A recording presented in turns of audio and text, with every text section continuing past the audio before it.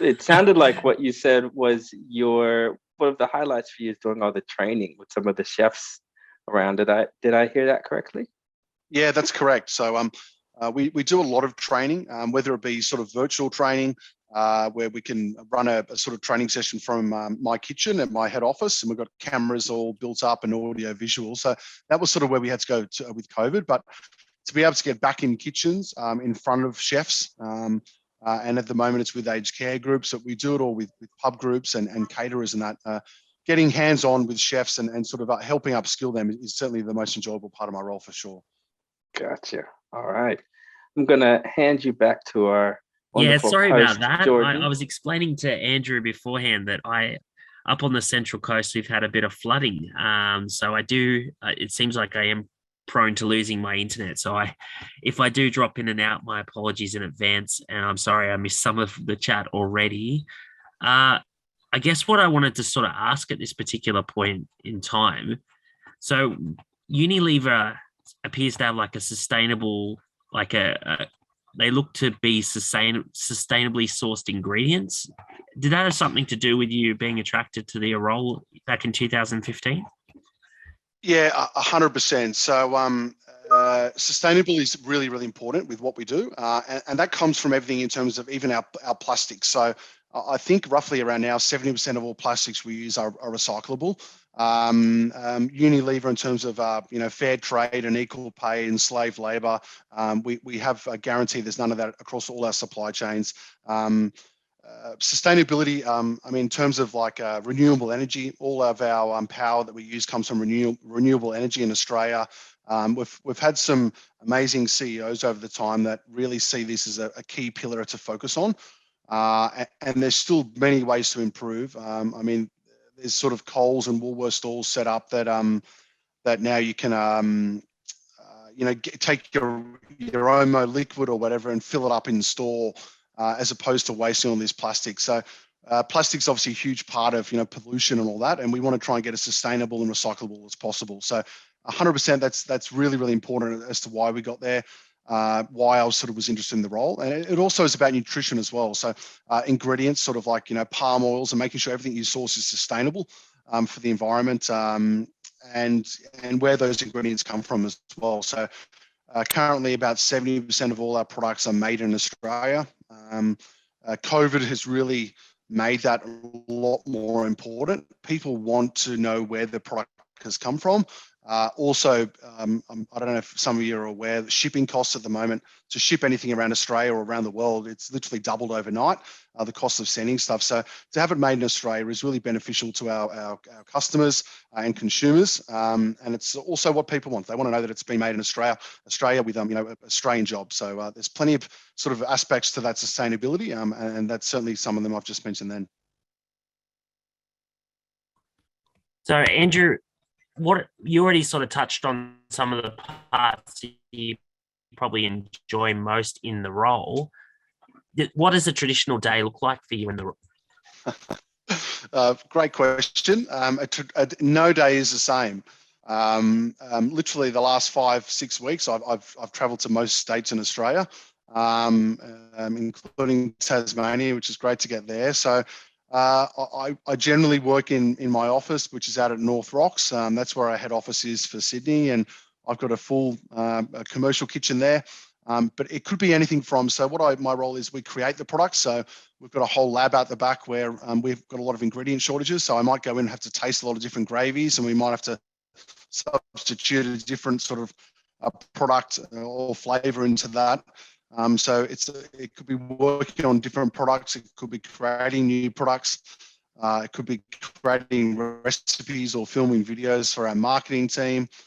It could also be some of our customers calling up, having some issues about deliveries or stock, or out of stocks.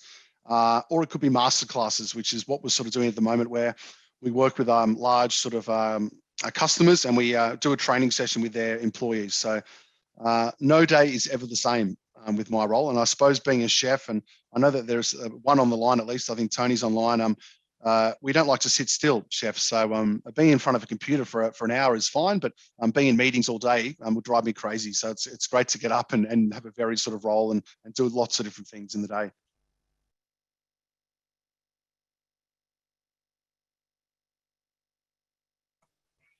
So Andrew, what was it that actually attracted you to being in the food industry? Obviously, after 18 years, priorities may have changed, but what was your original sort of idea for getting into the industry? Yeah, good question. I guess I started working as a kitchen hand at 14 in a local restaurant on the northern beaches in Sydney. And I finished my high school certificate. I did okay. Nothing that's going to get me into being a doctor or anything. But and then I wasn't sure what to do. So I decided straight out of school that I went into to study to be a chef. And I did that, studied for a couple of years, and then I worked in the industry as a chef to finish my what's the word I'm looking for? My certificate, 3 in hospitality, and I've never left since. So I've been lucky to do a lot of different things. I've worked out at the Royal Easter Show with one of your members, Tony Bruin, and I've presented out there with a lot of fantastic chefs and cooks, and I've done work on cookbooks. It's been a very varied sort of journey in the food industry. So I think I love food and I love wine. I think they're the best times that people have generally in their life. It's all about sharing food with great friends. So it's certainly what got me into it. I suppose I wasn't sure what else to do, but my mum's also a chef. She still works in the industry. She works for a Meat and Livestock Australia, which represents all the. It's probably already in the family. I've got a passion for food. And been very lucky to have great. You can hear me, Jordan? So, far as sort of earliest memories of food in general, does any stick out for you at this point in time? Oh, earliest memories of food. I guess I worked at a local, worked for a local caterer on the northern beaches, and we also had a restaurant on site. And food's come a long way since then. I think it was a mashed potato, a chicken Kiev, which is not stuffed with garlic, but on the bone, and a sauce over the top, and a side salad, and sticky date pudding for dessert. So I think they're probably my earliest memories. But I think food has changed a lot. I think sharing food, even though COVID sort of stopped that, shared plates, smaller plates, smaller serves, and degustation type dining certainly come in as something that I really enjoy. So I think food in Australia has come a long way, but we're very lucky. We're such a multicultural country that our influences of food are so extensive. So I think there's just such great Asian influence, Middle Eastern. We're certainly very lucky in terms of the quality of food that we have and the quality of chefs from all different cuisines that now live in Australia. Now, you may have already touched on a bit of this, but we have a question from Tony, wanting you to tell the group a bit about your stage and demonstration live work that you've been doing. Oh, thanks, Tony. So yeah, I did work out at the Sydney Royal Easter Show for about 15 years.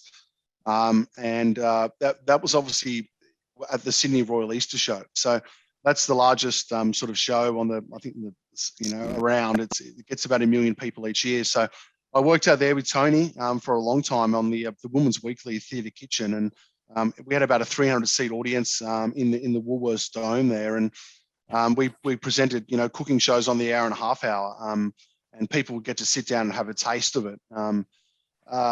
It was something that I really, really enjoyed. I mean, we were very lucky out there. We had people like Lindy Milan, who's a chef.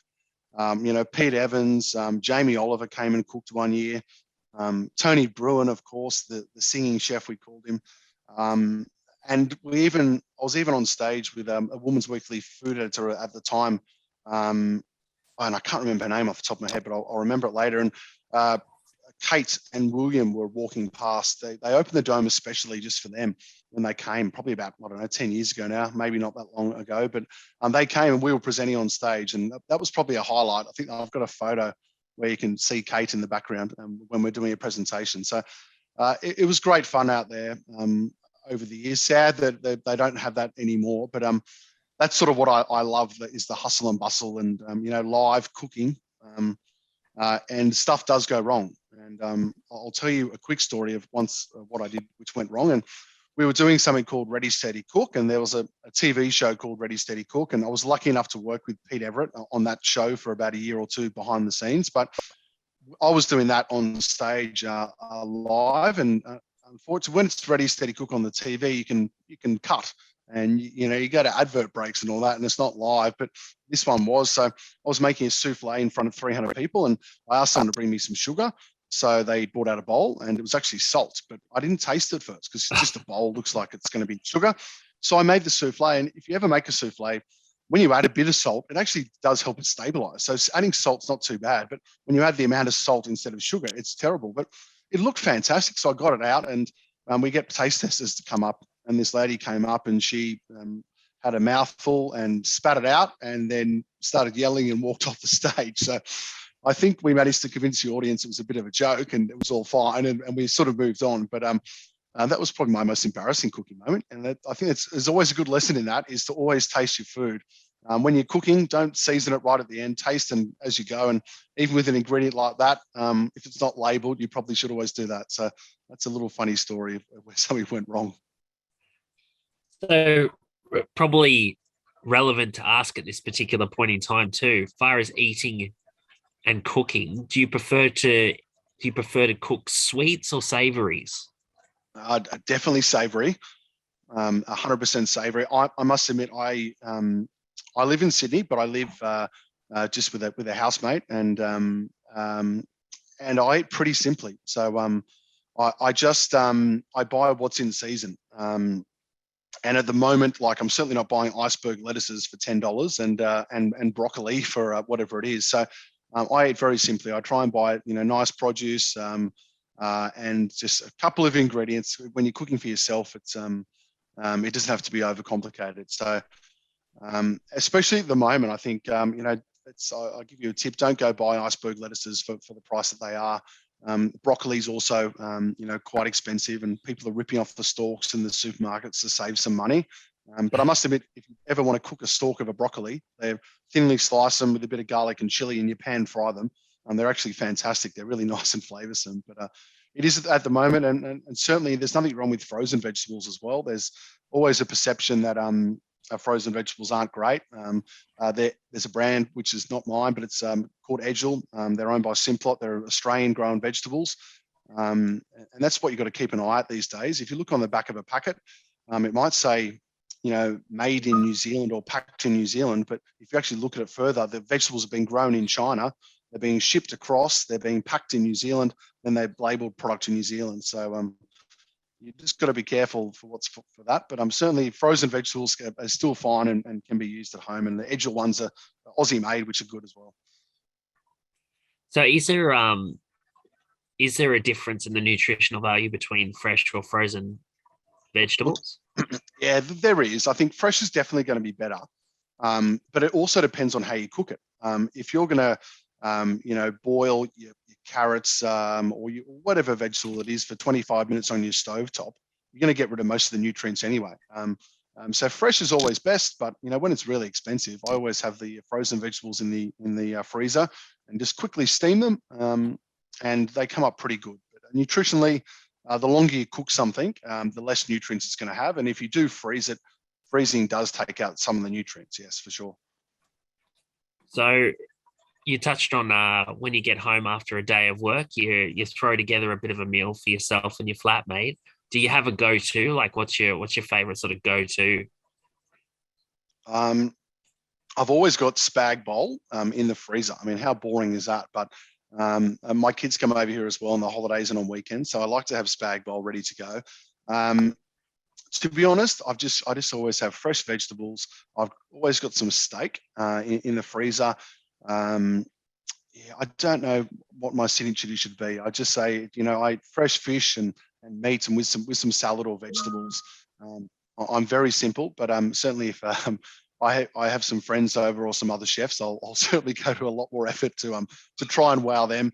And obviously at work, I'm generally cooking all day, so quite often, and that's what we've done today. So to come home and sort of spend an hour and a half in the kitchen is not what I want. I like to just do it nice and quick and get on with it and then have a rest. So Yeah, makes sense.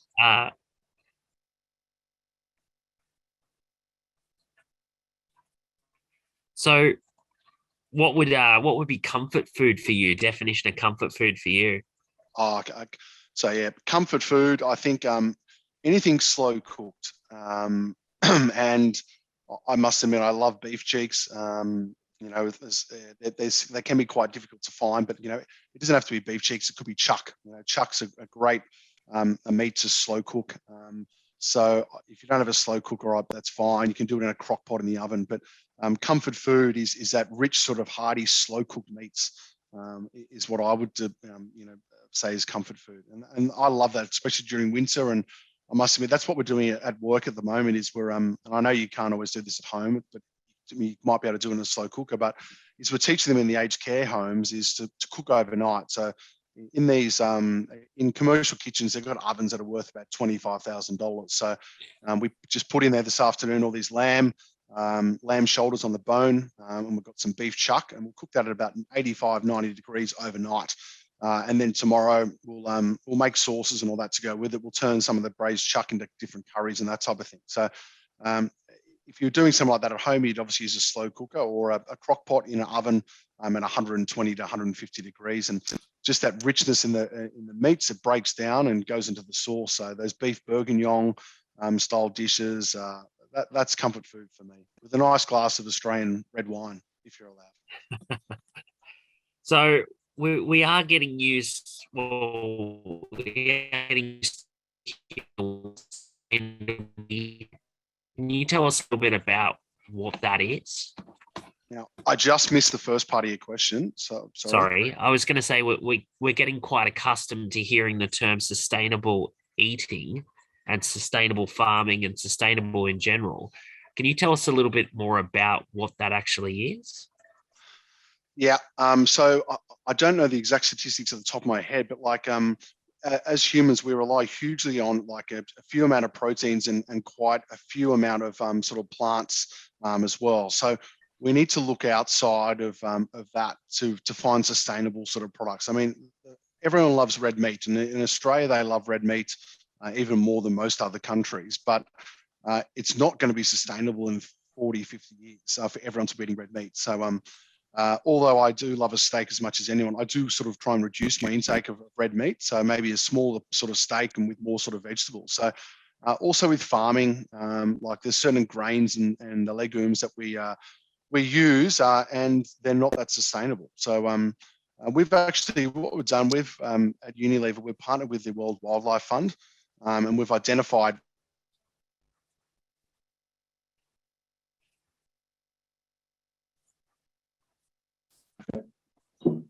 Hang on a sec. Can you hear me now? Yes, I can. Yeah. My headset has just gone, so I'm now on to my other speaker. So my apologies. So yeah, we've identified 50 future foods that are going to be sustainable into the future. So that's sort of a book that we work with a lot of other big companies with to try and put those ingredients into our recipes. So if we keep going the way we are in terms of farming, it's just not sustainable for the future. So certainly reducing your red meat intake and eating more sort of vegetables is where I see it. But you'd also probably hear about a lot of these mock meats. These sort of plant-based sort of meats you can buy now in the supermarkets that try and mimic chicken and beef and all that. I mean, each to their own, that's fine. I find that quite strange. I'd rather just eat a bit less meat and some more vegetables, but certainly that is a trend that's getting extremely popular. There's large amount of companies and brands around the world that are making those type of products for retail and also food service. So far as looking at foods that are quite sustainable, obviously fruit and vegetable by the sounds of it. Is there certain fruits and vegetables that people can eat at home that would be more sustainable than others? There is. I mean, I don't have them all in front of me, but in terms of like, in Australia, like sweet potato or kumara is highly sustainable. There's sort of types of mushrooms as well, enoki mushrooms and quite a lot of mushrooms. It's also the best tip I'd say is to buy in season. And if you aren't sure what's in season, you can go look up on Google Sydney markets. And they'll have a whole list of what products are in season based on the month and also the season you're in. So if you're buying produce in season, it's most likely going to be Australian grown and cheaper for you as well as also sustainable. And cutting down on the costs to ship it over here as well, I imagine as well. That's a very good point. So yeah. What I will say is we're getting to halfway through the webinar. So once again, just a reminder, if you do have questions for Andrew, just to put them through either on the chat function, if you're using screen reader, Alt-H, and then type in your question. In regards to garden trait sort of side of things, do you grow a garden out the back that you sort of use for your cooking, do you, or is it something that you would recommend? I definitely recommend it. Unfortunately, I live in sort of a townhouse in Neutral Bay, so I don't really have much room to do that. But 100%, if you've got the room, you should. I'm lucky my parents sort of live close by, and they've got huge amount of herbs out in the garden. I don't know if you've tried to grow herbs before. Mint grows like a weed. It's very easy to grow. Parsley, basil's a bit more difficult. Growing your fresh herbs is something that I'd recommend. I don't know if you go into Coles or Woolworths and they've got these small little punnets, and they're about $2 for looks like 3 leaves. So even if you can't grow, actual produce like tomatoes, potatoes, and celery, these type of things, I definitely recommend just getting a few small pots and putting them on your windowsill, and you can even grow that in a small apartment. Is what I like to do, and then you've got those fresh herbs there ready to go in the dishes. So that'll be my tip, and that's sort of what I do to get around that with very little room in Sydney.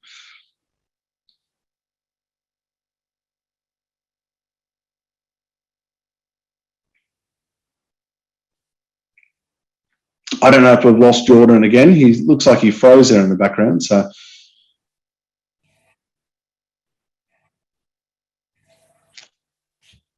yeah, frozen came back. Can you hear me okay now? Are we back? Is it my microphone playing up? I apologise. No, well, I think it's just. We can hear you now, Jordan. We can. Yeah, you're back. Okay, awesome.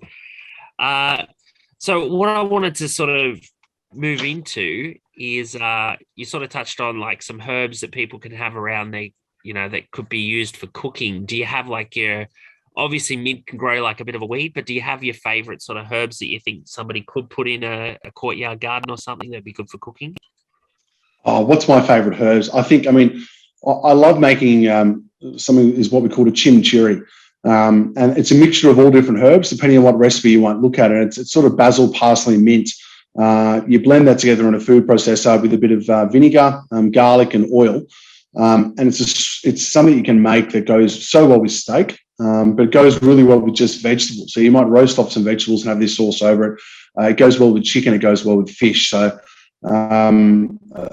it's I think it's Argentinian, the chimichurri. So it's probably my favourite sort of dressing to make and using fresh herbs. So I think basil, parsley. Mint's probably my favourite herbs, but there's also a little secret one, which is tarragon. Tarragon's got a really strong aniseed flavour. It's not the easiest to grow, but when it is in season, it's fantastic, and it goes really well with chicken. And tarragon is also a flavour using to make a béarnaise sauce and that as well. So parsley, basil, mint is probably the staples to sort of cook with. And none of that curly parsley like the butchers use, in the windows. It's got to be the flat leaf parsley with a nice sort of flavour throughout it. So. So we got a question from Michael, who's interested in easy and fulfilling recipes for type 2 diabetes. Any spring to mind? In terms of diabetes, I'm not an expert on type 2 or any diabetes, so I don't want to recommend something that's not nutritionally up to it. I don't cook for sort of that level of, I suppose, need. So I'm not the best to comment on that, to be honest. So I recommend out there, there are nutritionists who are really specialise in this area. So I recommend sort of Googling some Australian sort of nutritionists who have written books on this, because they're the experts, because that is really something quite specific that I don't want to give any bad advice on. So sorry, Michael. That's fair enough. So with, obviously you've consulted on a many number of cookbooks over the years. Do you have a recommended cookbook for beginner cooks? Yeah, I think, the Women's Weekly are the go-to for this. So the Women's Weekly have obviously brought out many, many books over the years, and they obviously have their magazine as well.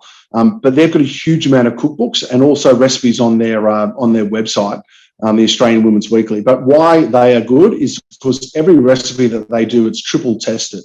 So I've worked in their test kitchen before. It's tested once by someone who develops a recipe, then it's tested by a group of people, and then it's put to sort of the test kitchen manager for a third time. So anything from the Women's Weekly, I always say, if it doesn't work, it's probably your fault, not theirs. And a lot of other, publications and cookbooks don't go as far as what they do. So I definitely recommend anything from the Australian Women's Weekly in terms of, having a recipe that that's going to work.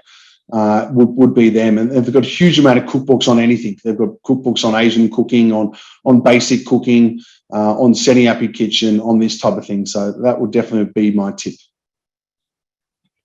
Very good tip. I guess what I want to sort of come full circle a little bit here and go, getting into the food industry 18 years ago, what's something that you know now that you wish you knew then? Oh, geez. I must admit, you asked some very good questions. I think in terms of the in food service, I think I would have liked to have known sort of 10 or 15 years ago to open up a cool burger shop, because I think these Americanized sort of burgers became popular. Sorry, can you hear me, Andrew? Yeah, I can hear you. Can you hear me? Oh, sorry. You can hear me?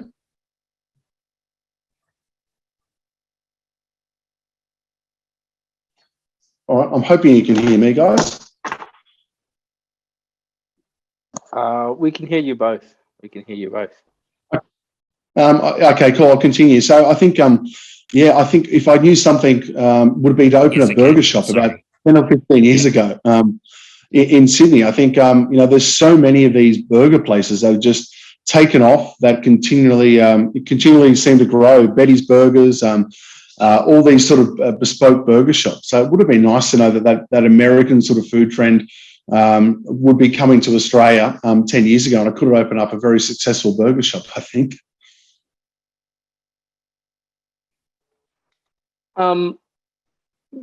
I guess when it comes to burgers, tell us, in your view, what belongs on a burger? Is it the traditional eggs and beetroot and pineapples, or what do you go for when you go for a nice juicy burger?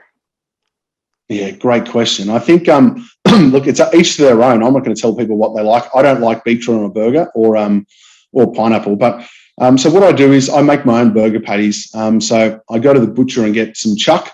And to be honest, I do get 70% chuck and 30% brisket. And I just get them to mince it once through the mincer.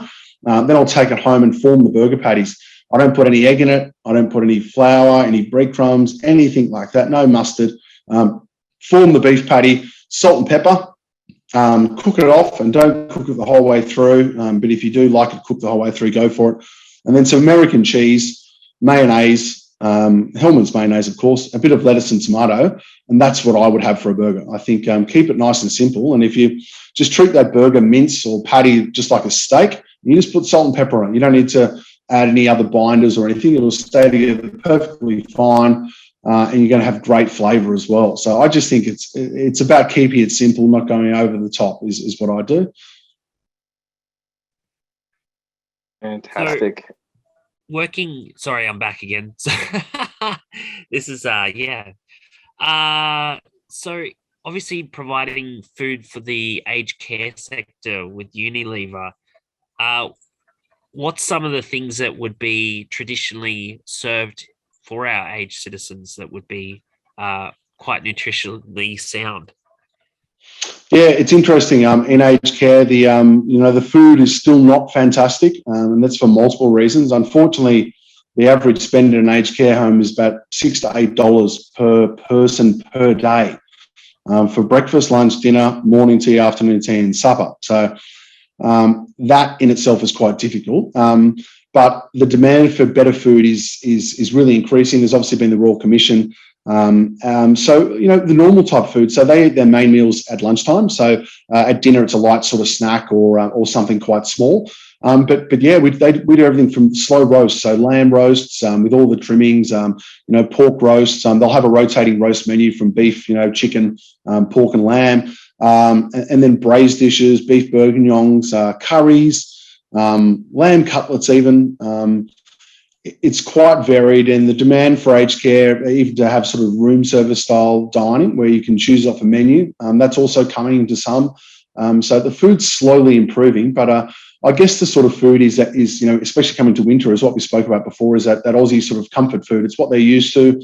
I guess it has to be nutritious 100%, but most people only spend about a year in aged care. And the first thing that goes is their taste buds when you get older. It's very unfortunate.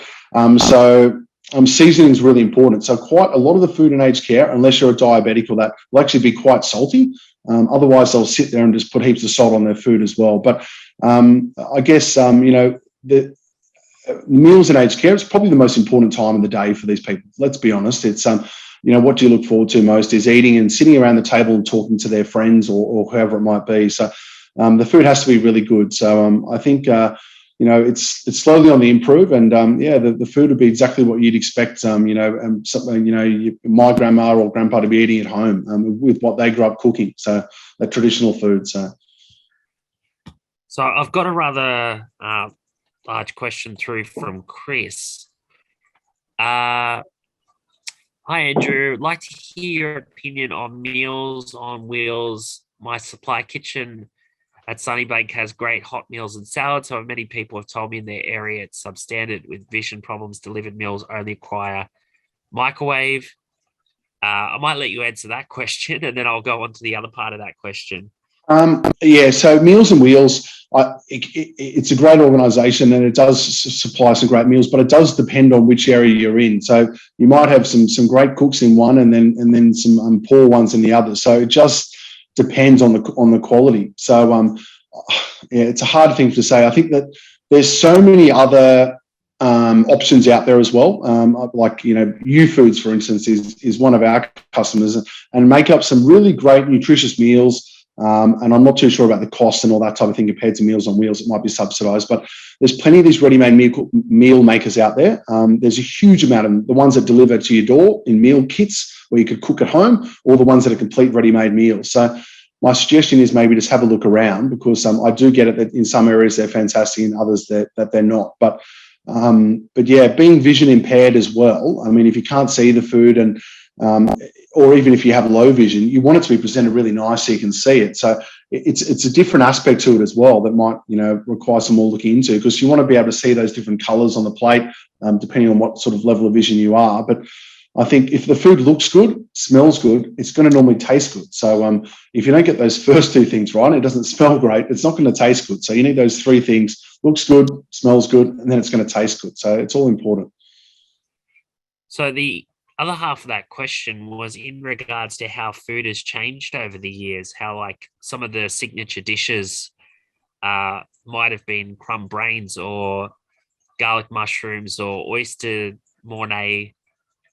Do you see some of these sort of signature dishes returning, or are you expecting, obviously, things to continue to change as they have? It's a really difficult question to answer because I think there's a bit of both. I think there's a great chef in Sydney, and I went there, and we had crumb brains only a couple of weeks ago, and he made like a burger, like a Big Mac style burger with a Big Mac sauce, and this is in a fine dining restaurant with crumb brains in it. So, and it was absolutely delicious. But yeah, you're seeing some of these things come back, like the Mornays and all this type of thing. I think are making a bit of a comeback in a more sort of with a twist. So I think what we sort of look at it is classics with a twist. So excuse me, it's not the actual dish that's coming back; it's coming back with a little twist to it, and that's what we're seeing a lot of. But yeah, with the older generation and that comfort food is that, and it's just about doing a twist on those recipes. But I think we're getting a lot of influence from Asian cultures and with ingredients and other things. So. We've got so many amazing chefs that have come from overseas. Tetsuya, these guys who have had a huge influence on our food scene. Shane Delia in Melbourne with Middle Eastern cuisine. That our food in Australia is going to continually change based on the great influences of some of these fantastic chefs. And I guess you've travelled around the world. Is there any truth to the rumour that some of the dishes that you may enjoy in Australia are completely different from their country of origin? Oh, I think so. I think definitely. I think, like Chinese restaurants in Australia, I mean, I love the Chinese restaurants, but if you go to China, they don't really have any of the dishes that we have in our local Chinese restaurants at all. It's a lot different. So obviously you've got a yum cha, the Cantonese, breakfast. There's some similarities in terms of what they have in yum cha, but in terms of anything I ever saw in China, apart from a roast duck or Peking duck, there was nothing similar to the Mongolian lamb or anything that we had in Australia in terms of that westernized sort of Chinese food. So yeah, I think once you go out and travel, and I just try and eat as local as possible. And when I get to go travel, it's very lucky, but I just say to my chefs, take me to the street markets. He's like, oh, we've got a fine dining restaurant booked for you. I said, I'm not interested, mate. Take me to a little stall on the side of a road is where I want to go. So yeah, that's probably what I get to see. So it certainly is a lot different to what we sort of the westernized versions that we see in Australia for sure. Do you have an international eating experience that you would recommend for anybody who is lucky enough to be able to travel in the future? Oh, for me, Vietnam's my favorite country I've been to. I've been to quite a few, but I think the Vietnamese food is fantastic. And I absolutely love the food over there. So, but I know that you'd not even get to Vietnam. So if you're in Sydney, I'd highly recommend you to, if you can, to go out to Cabramatta. Cabramatta is like a mini Vietnam, and they sell all the herbs. You get a bunch of coriander for $1, which is about twice the size of the ones in the shopping centres. And you go out and have their traditional pho soup in Cabramatta. So I get to go to Vietnam quite regularly when I just drive an hour to Cabramatta because it really is a great authentic culture out in Cabramatta. So that'd be my tip if you're in Sydney, is to try and get out there. So Andrew, do you have a signature dish yourself? Something that people can come to expect as, for the lack of a better term, the best of your best? I think that I must admit I haven't made it for a while, but it is probably braised beef cheeks. So with that, beef cheeks can be a bit expensive because there's only 2 per cow. But it's a recipe that takes a couple of days to make. So you chop up all your vegetables, your mirepoix, which is onion, carrot, celery, a few bay leaves, and then you get your beef cheeks. You put it in a bowl, and then you soak it in red wine overnight. You then strain off the vegetables. You get rid of those vegetables, or you can keep them if you want. And then you'd seal off the beef cheeks. You'd add some more vegetables, add some beef stock, and some thyme, bouquet garni, which is sort of thyme, bay leaves, and that. And then you cook that for sort of 4 or 5 hours. And then and then serve with a nice mashed potato. So that is probably something that would be my signature dish. But then at Christmas time, I love making gravlax, which is a cured salmon. So you buy the fresh side salmon, you cure it with like grated lime, herbs and beetroot, and you grate the beetroot over it and with salt and sugar, and then that cures the fish. So you don't cook it, you just cure it for 72 hours in the fridge, and slice that with a horseradish cream and a bit of bread is fantastic at Christmas time. So that's probably my two favorite. And then also pork belly. There's a great Asian chef, and I don't know what's going on with my memory today, but Kylie Kwong, and she has a recipe. You can Google it, and you marinate the pork belly, the skin side, not the skin side, the meat side. You like miso paste, sesame oil, and Chinese 5-spice.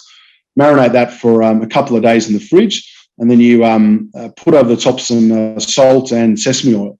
And then you cook that. So that's a fantastic dish that she used to cook in one of her restaurants. It's on the internet. So they're probably my ones that I my go-to sort of signature dishes, I suppose. So we've got a question from Tony again regarding mashed potatoes. What are your thoughts on frozen mashed potato? To be honest, some of the products are not too bad. So I think just have a look at the back of the pack and see how much potatoes are in there, content-wise. I mean, in food service, which, bulk catering, it's actually quite common to use a powdered potato or a frozen potato. So some of them, the quality can be really good. It just depends on what sort of brand you're sort of buying. So the question I have here is, have you come across something that's roughly plated that tastes better than what you had anticipated? You ask some very difficult questions. I think there's probably a couple of things. So I think when you go to Chinese sort of culture, there's a thing called, I call it a yam, and it's this stringy bit of crispy sort of thing you see on a yum cha trolley. And if you open it up, it's like purple and looks like brains. I think, and that's my favorite sort of thing to get from yum cha. That's probably one of them. I don't mind offal. I mean, I certainly don't mind liver or brains or that type of thing if it's cooked properly. Whereas a lot of sort of chefs, probably people my age and maybe even older than me, just can't stand offal. But I think if done right, there's lamb's fry. I worked at a local RSL for a couple of years, and lamb's fry was hugely popular. And I think that those type of using that nose to tail cooking philosophy, which is really on trend at the moment, using these secondary cuts or even offal cuts is really important. So I think that's probably my answer to get away from that tricky question you asked me. Well, this is probably, I'm not sure if this will be an easier question or not as well. But I will remind people before I go ahead with that, just to add to the suspense as well. So we are getting to the point where we're going to be wrapping up soon. So any sort of last minute questions that you want to throw Andrew's way, feel free to chuck them in the chat box for us. If you're using a screen reader, Alt-H, and then type your question in. I was speaking to somebody about 7-8 years ago who was convinced that Australian game meat was going to overwhelm what's already on the market far as European sort of meat sources. Can you envision kangaroo becoming more popular than beef? Definitely not. I think I don't mind kangaroo. It's not saying that. I think that it's also not that sustainable. I think most of the kangaroo, I don't think it's wild. I think most of the kangaroo you see is sort of farmed on the shelves. But anyway, I could be wrong on that. But I think no. I think Australian beef is the best in the world. Unfortunately, that works against us because most of our beef actually gets exported to many countries in Europe and the Middle East, and that. So that then sets the domestic price for meat. Being if it can be exported at this price per kilo, that then sets the local market price. So I don't think so. I think Australian beef is just so popular. I think that game, it's just not for everyone. So I think it's always going to be in that minority. But in saying that, there's a great Australian producer and company called Game Farm. Game Farm do some unbelievable products in quail breasts, I think pheasants and also kangaroo. So Game Farm is a great Aussie brand. So certainly have a look out for them in the supermarkets or on their website. They do some fantastic products. But I think it'll still be in the minority. But I could be wrong, but I don't think so. It just hasn't taken off kangaroo. So if you were given 4 ingredients to work with, and only 4 ingredients, this is going back to like your MasterChef sort of thing, what would you hope those ingredients would be? 4 ingredients. Jesus, it's not too many. I mean, onion and garlic. You've always got a little bit of a challenge for you. I think onion and garlic are the base to most things savoury. So you probably want to have them in there. But I think it depends. If I've only got to eat that for the rest of my life, maybe I want some pasta in there. But I think I'd have to go for some red meat. I could go on that with some onions and garlics, then I could at least make some sauces and braises out of it. And I better have some green veg in there, some broccoli, because I could then sell that for something else because it's so expensive at the moment. So I'd have my broccoli and I could sell it and I could get some more ingredients. But I think that's what I'd go for. Yeah. So 2022, I know that we're halfway through the year. What can we expect from you this year, Andrew? Oh, from me, we've just put out a big food trends report. So we've just put out this great report, and I can speak to you after, Jordan, and share this PDF with you or whatever's best. And we've tried to identify the 29 up and coming food trends that we see coming in Australia for this year. So that's what we've done. So in the first half, we've done lots of videos and I suppose training with that. So that's sort of done, the first half of the year. For the rest of the year, we're trying to get in front of our customers again. So now we can travel. It's really important in food service to get out in front of the customers. So lots of traveling for the rest of the year, and then planning for next year. So we've already started planning for 2023. So we're going to look at expanding our portfolio. Lots of different Asian sources and stuff that are coming on trend that we can sort of grab from our global portfolio of products. Is to have a look at that and launching some new innovative products into food service will be what we'll be working on. So we've got a couple of final questions. So we've got one from Chris regarding his travels, schnitzels and pork in Austria, and in the UK they do really good zeppelins. Anywhere else other than Vietnam you'd recommend for eating? Oh, I mean, China was fantastic. China, although maybe not everyone wants to go to China, but it was an interesting experience in terms of the food. Malaysia, I absolutely love the food in Malaysia, although don't try durian. I don't know if you know what a durian is. It's this the god of fruits, the mother of fruits, they call it.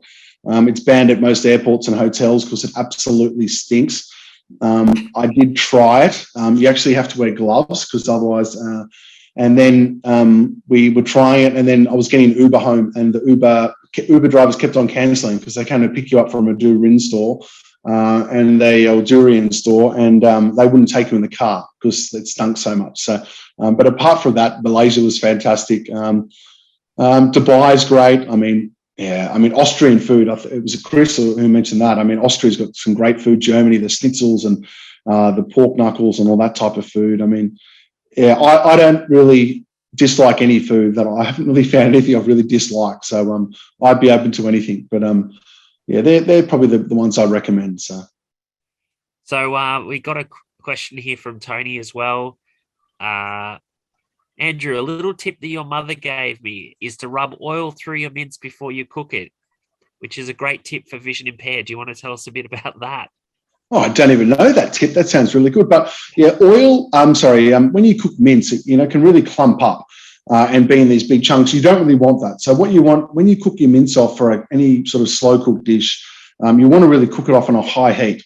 It's a great tip. So if you you pour your oil through your mince first and then sort of separate a bit before it goes in the pan with a bit of oil, it's going to sort of, cook down and not clump up as much. So that's a great tip, Tony. That's very good.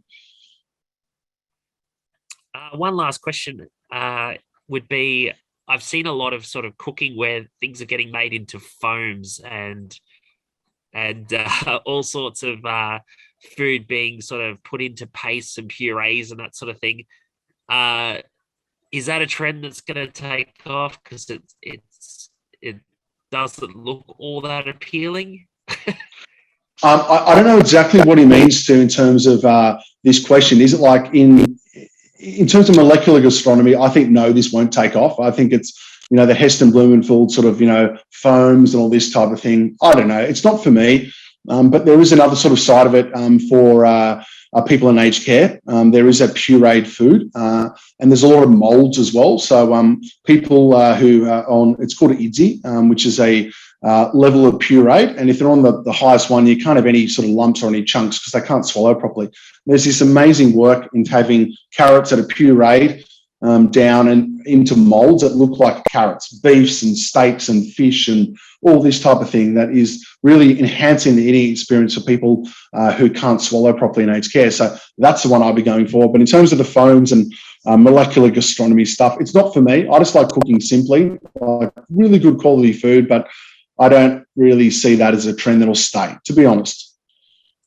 Good news. So, Andrew, we're coming to the end of our webinar. This is the part where I say thank you for coming along and taking the time and answering our questions. Apologies for the many times I cut out and had to come back in as well. Apologies for that. But yeah, thank you so much for your time. It's been really invaluable.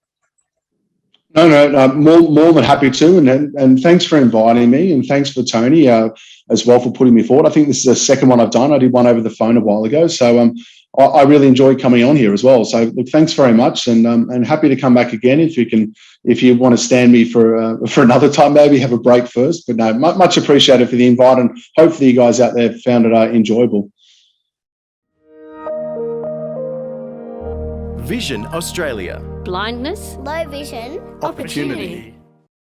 Vision Australia logo. 3 navy blue ovals linked together diagonally within a bright yellow rectangle.